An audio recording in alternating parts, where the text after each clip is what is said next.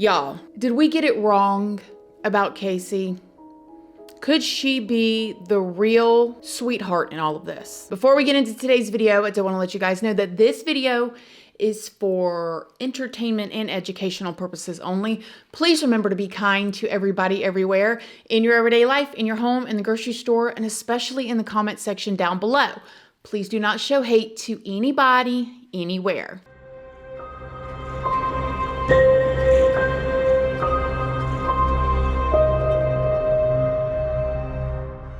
Good morning, my lovelies, my beauties, my friends. My name is Christina and welcome to my channel. If you're new here, thank you so much for clicking on this video. I really hope that you will subscribe, stick around, take a chance in hearing some things that I have to say. And if you are a returning subscriber, y'all already know, y'all are my babies. Good morning, good morning, good morning. How is everybody doing today? I hope you all are having an amazing day. I hope you all had a wonderful weekend. I hope everybody was spending time with their family or their friends or their loved ones, or maybe even just relaxing all by yourself. So I am here. We are about to talk about this new documentary, Where the Truth Lies, that came out on Peacock last week. Now, y'all have been emailing me, blowing me up, tagging me and stuff, asking me to respond to it, but I actually had to wait for my husband to get back in town from work so we could all watch it together as a family, because my whole entire family is invested in this situation and has been. I've told you guys this before, but if you've never been here before, then you may not know that my in-laws, they used to live in Orlando, Florida, down where this happened. And when Kaylee went missing, they actually went out, boots on the ground, and searched for her themselves. When we were watching this little documentary together, my mother-in-law was even telling me about how she got her car egged when she went down there to try to see Nancy Grace when Nancy Grace was down there. So, I mean, talk about invested. I could not watch this without them. We all watched it together. Okay, so we are at the family's house. We are all gathered. The grandmas are in there getting pizza. The pawpaw is right here. The husband is here, and we're about to watch the Casey Anthony documentary. I don't know. I've been telling all my friends, do not tell me about it, because so I could wait and watch it with them. So we're ready. And I am going to show y'all some clips of some things that the grandmas said, and they're kind of funny, if I may say so myself. She's a lying bitch. Listen, when you get to be 86 years old, honey, you can say whatever you want to say. You've earned the right, and she said it too. So before we get into this video, though, I do want to let you guys know that this is all based on my own personal opinion. Go do your own research, form your own opinions. Just don't show hate to anybody anywhere, because I have some opinions. So spoiler alert, when we first started watching this, it was painful. It was painful from the beginning, because it's like I felt like Peacock is going there in this documentary. And Peacock, in my opinion, is really trying to make us see Casey's side in all of this. And y'all know the story. I'm not going to go and explain to you guys the whole situation with Casey Anthony. You know the story. But from the very beginning, it was painful to watch. I was screaming. I kept pressing pause and being like, I know she didn't. Now, something that was just, I couldn't believe it. Within like the first 10 to 12 minutes, Casey Anthony talks about how she was a liar before. Okay, she was a liar. She lied about everything, and she lied about everything. She started off this documentary with saying that her issue now is that she is too honest. And what is your relationship to truth and lying today? I'm a little too honest. I'm blunt. I'm direct. Almost painfully so. I'm a little too honest. I'm blunt. I'm direct. Almost painfully so. Stop it. Get some help. Y'all, when I seen that, watching that with the family, I wanted to put my head through a wall. I was watching her eyes, her facial expression. She's lying out her ass. You cannot be serious. Like, starting the whole documentary off with, yes, I used to be a liar, but now I'm just so honest. I'm too honest now. Like, okay. As I'm hearing her feed us this line that she's had 10 plus years to come up with, I was reminded, and they showed this clip in the documentary about how she told the investigators, and she had her family believing she was working at Universal Studios down there. Now, the investigators went with Casey to her job. They wanted to see where she worked. This woman walked the investigators in the building. She was waving at people. Hi, good morning. Hi, good morning. And she's walking down hallways. The investigators are following her, like waiting to get to her office. She gets to the dead end of the building, and Casey turns around and tells the investigators, I lied. I don't really work here. What? We walk into the HR building where she has told us she has an office. And she's kind of waving at people, and they are waving back. I mean, but they're like, they're waving like, you can tell by their expressions that, she doesn't work in the building. She's not somebody known to the people in there. We actually turned down a hallway where there's nowhere to go. It's a dead-end hall. Casey turned and looked at us and said, I don't really work here. She walked them people in and was waving at other people. Good morning. Like they were her coworkers. She took it all the way to the end to where she hit a literal dead end in the building and turned around and was like, yeah, I don't really work here. Are you listen, this is the woman starting off this documentary with telling us, I'm just so honest now. Okay, right, we got you. Later on in the documentary, the first episode at around 28 minutes, she goes on to talk about she lost her whole entire life when she lost Kaylee, her daughter. And when I saw that, all I could think about was I feel, in my opinion, that I'm sure she loved her daughter. She was so precious. How could she not? However, I do believe that her child was in the way of the life that she wanted to live, which was a different type of life. And do I believe that she lost her whole life when she lost Kaylee? I absolutely believe that. That's one thing she told the truth about, but not in the way she's portraying it. I believe that she lost her life because she lost her reputation. And that brings me to why I think she even did this documentary. Do I think she got paid one way or another? Oh, absolutely. I would bet just about anything on it, okay? They probably weaseled through paperwork and slid her some payment in another way versus just paying her to do this, but she got paid for it. The second thing is, I believe she's tired of hiding. She's tired of being Casey Anthony and not having, this life that she wants to have and being known as what we all know her as. And she wanted to come out and change the narrative. And she tried, okay? She really tried. And there are some people that I believe that are going to watch this and believe her. But then again, we've got people like one of my best friends who didn't follow this case years ago as closely as a lot of other people did. And she saw from the first episode that she could tell that she was lying. Like the whole entire documentary, the 3 episodes, all she does is contradict herself over and over and over again. That's if you don't know the story. That's if you just watch this and you didn't follow the trial. If you followed the trial, then you really know it's a bunch of BS. And it's unbelievable how some people can be. And it's actually scary. I was watching this and telling my family, there's actually people that are like this still out in the world right now. That is terrifying. I mean, whoa. It's psychopathic. You can tell that they want to make us feel bad for her. They show her sitting all meekly, eating her food with another family, not interrupting, just being all sweet there. She's... Oh my gosh. Played a part of Casey's first phone call from jail. Casey? Mom. Hey, sweetie. Well, I just saw your nice little cameo on TV. Which one? What do you mean, which one? Which one? I did 4 different ones, and I don't know. I haven't seen them all. I've only seen 1 or 2 so far. You don't know what my involvement is and stuff? Casey. Mom. What? No. I don't know what your involvement is, sweetheart. You're not telling me where she's at. Because I don't know where she's at. Are you kidding me? Casey, don't waste your call to scream and holler at me. Waste my call sitting in, the jail? Whose fault is... bunks are? Whose fault is you sitting in the jail? You're blaming me that you're sitting in the jail? Not Blame my yourself fault. for telling lies. You mean it's not your fault? What do you mean it's not your fault, sweetheart? If you'd have told them the truth and not lied about everything, they wouldn't Do me a favor, just tell me what Tony's number is. I don't want to talk to you right now. Forget it. I don't have his number. We'll get it from Lee because I know Lee's at the house. I saw Mallory's car was out front. It was just on the news. They were just live outside the house. I know they were.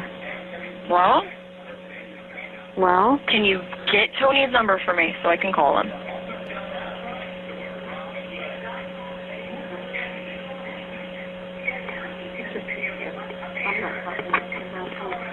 Hey, Hey, can you give me Tony's number?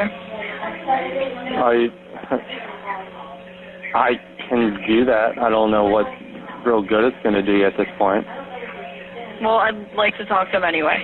Okay. Because I called to talk to my mother, and it's a fucking waste. Oh, by the way, I don't want any of you coming up here when I have my first hearing for bond and everything else. Like, don't even waste your time coming up here. You know, you're making it real tough for anybody to want to try to even assist you with giving you somebody's phone number. You're not even letting me finish. Well, Let's go ahead. You're asking me for Tony's phone number so you can call him, and then you immediately want to start cussing towards me and saying, don't even worry about coming up here for all this stuff and trying to cut us out. I'm not trying to cut anybody out. I'm not going around and around with you. You know, that's pretty pointless. I'm not going to put everybody else through the same stuff that you've been putting the police and everybody else through for the last 24 hours and the stuff you've been putting Mom through for the last 4 or 5 weeks. I'm done with that. So you can tell me what's going on. Christina would love to talk to you because she thinks that you will tell her what's going on. Frankly, we're going to find out. Whatever's going on, it's going to be found out. So why not do it now? There's nothing to find out. There's absolutely nothing to find out, and that's even what I told the detective. Well, you know, everything I have she's no telling them clue where is a Kaylee lie. is. If I knew where Kaylee was, do you think any of this would be happening? No. Anyway, you only got a couple minutes with this, so I'm not going to let you completely waste it. Here's Christina. She thinks she can get through to you. No, I want Tony's number. I'm not talking to anybody else. hello. Hi, I'm glad everybody's at my house. I'll have to call you later. I'll have to call somebody to get your number. Do me a favor, get my brother back because I need Tony's number. Okay, is there anything I can do for you? I'm sitting in jail. There's nothing anybody can do right now.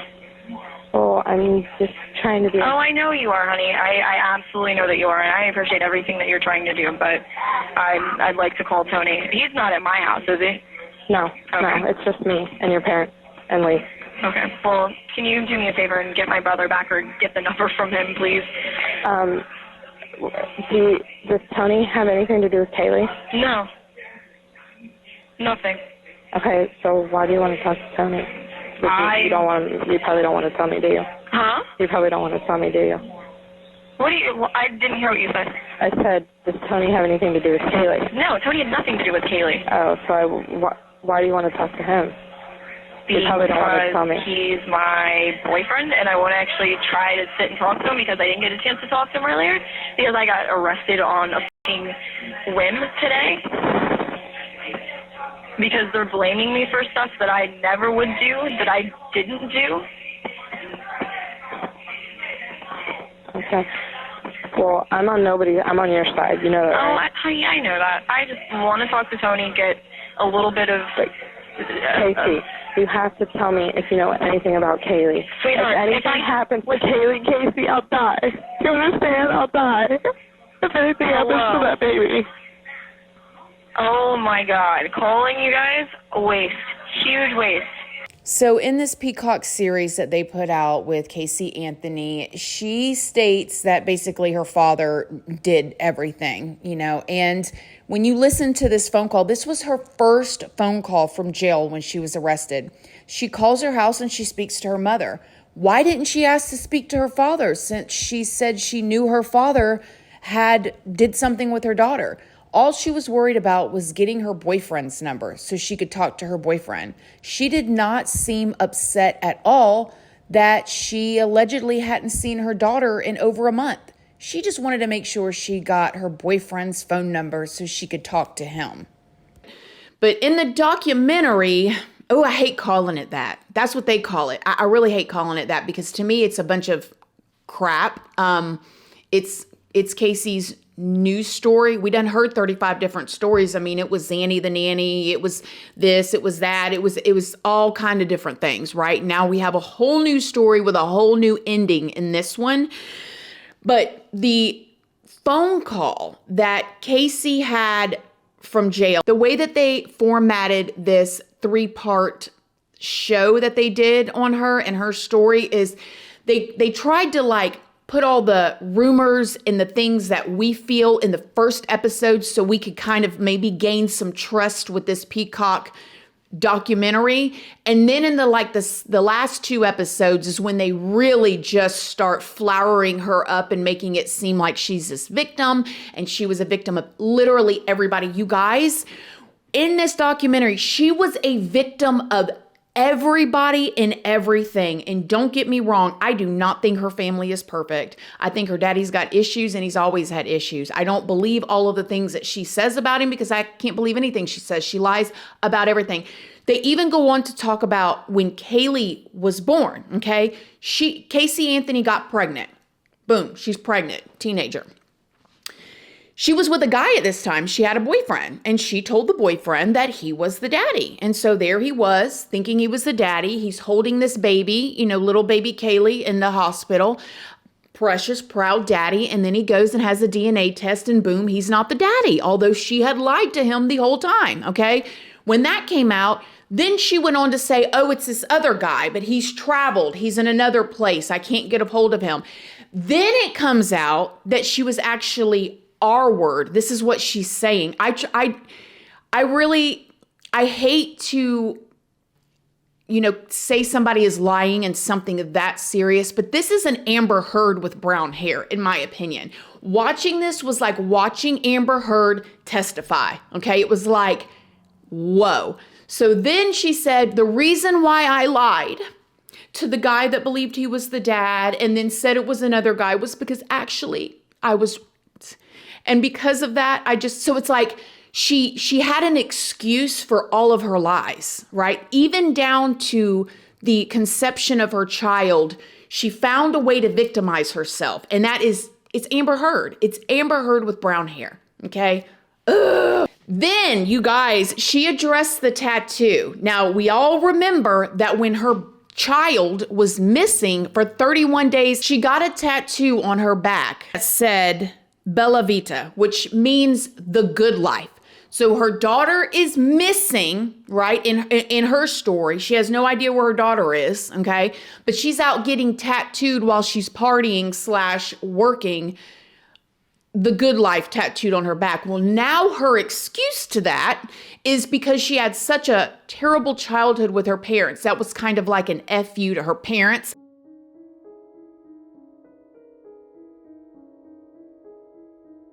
Bella Vita, that was my you to my family. She found a way to make even the tattoo that she selfishly got, in my personal opinion, like out of all the tattoos you can get in the world while your child is missing, good life, oh, because you don't have a child now. Then she turned around and in this documentary, blamed that on her family too. She goes on in the documentary to talk about her dad being a scammer, about him being a liar. Then more of her just blaming every tiny lie and thing that she did wrong. She found a way to connect it to somebody else. Well, yes, I did lie about that, but I did because I had to, because this person did this to me or this person did this to me. And I'm here to tell you right now, you can't have a conversation with these type of people because in the conversations, you can't get to a resolution. When there is a problem between me or you or anybody, in order to get to a solution, you have to be honest about what the problem was. And if it's me, I have to be honest about my part and the other person so we can fix it. But if you're having a conversation with a person that it's everybody else's fault but theirs, you can never fix anything. That's what I don't understand, the victim mentality in these types of situations. In some situations, we can be victimized. I get it. But I don't understand that because if you are perpetually the victim, you have no control over making your situation better. But if you take control of your actions and what you did, then you can figure out how to change that and improve yourself and your life. But if you're a person that's blaming everything on everybody else, you can't fix it because it's all their fault. You can't change them. All you can change is you. So it's just infuriating sitting here watching her blame. Oh, okay, I'm moving on. Of course, they showed lots of pictures of her partying and smiling. And she said the reason why she was partying and smiling is because she thought her daughter was alive the whole time. She never thought that there was anything wrong with her. She did admit to Zanny the nanny not being her daughter's nanny. She said that she was a person that she met, but she was never her nanny. And then it reminded me of this call right here where she said, honest to God. Listen to this. This is the honest to God's truth of everything that I've said. I do not know where she is. The last person that I saw her with is Zanila. She's the last person that I've seen my daughter with. So then again, you think about her walking these investigators through Universal Studios offices, waving, hey, good morning, at employees, okay, that she did not know until she hit a wall in the hallways, taking that lie all the way to the end of the road. You think about her telling these investigators, honest to God, while lying, and then you think about this documentary and you're like, okay, that's just two. That's just two situations. There was so much more in this, but if you haven't watched it, I'm getting ready to spoil it. So you might want to stop this, go and watch it, and then come back. Here's your chance. Okay. She ends the documentary with basically saying what happened was she was sleeping in her bed at her parents' house. She said she was sleeping in the room and she always had pillows around, so she kept her daughter in this room. On this night, she just happened to probably have forgot to lock the door because she always kept it locked so her dad didn't come in. She just happened to have forgot to lock the door, and that her dad came in and said, where's Kaylee? And that she came up, she started rushing around to look for her. And then she went outside and she was looking around the pool. And this is when her dad walked up holding her daughter's body, okay, limp. She said he put her body in her arms. She was cold and heavy. She said, Casey said she dropped to her knees. She was screaming and crying, and her dad took her daughter from her hands and said, I'll take care of this. She's going to be fine. And that Casey went on with her life and never thought about it. She thought her dad was taking care of it, and she thought she was fine, which none of it made any sense. Like, if somebody comes to me with my child, and this would never happen in the name of Jesus to me or to any of y'all, okay? And my child was in that situation, though I wouldn't drop to my knees. I would be checking for a pulse. I would be doing CPR. I would be freaking out. I would, even if she's going to say she didn't call 911, she didn't even check for a pulse. Like, none of it made any sense. And then the fact we all know her trunk smelled like a dead body. Kaylee's hair follicles was found in her trunk, the chloroform, all of this stuff. It's just so crazy. And she goes on to say that at the end, that her dad is the one that did all of this. And at the very end of the video, she ends it on the note of that her dad must have been doing that to her daughter, and that he probably put a pillow over Kaylee's face, ended her, then dipped her in the pool to act like she had drowned, and then disposed of the body. And that the whole time she thought her dad was taking care. It just, none of it makes any sense. It was so painful to watch. I was like, this woman needs a miracle from Jesus. Like a complete, I don't know. It reminds me so much of Amber Heard. Just doesn't even blink to just sell the story for their own intentions. And I don't think we're ever going to know the truth from Casey Anthony.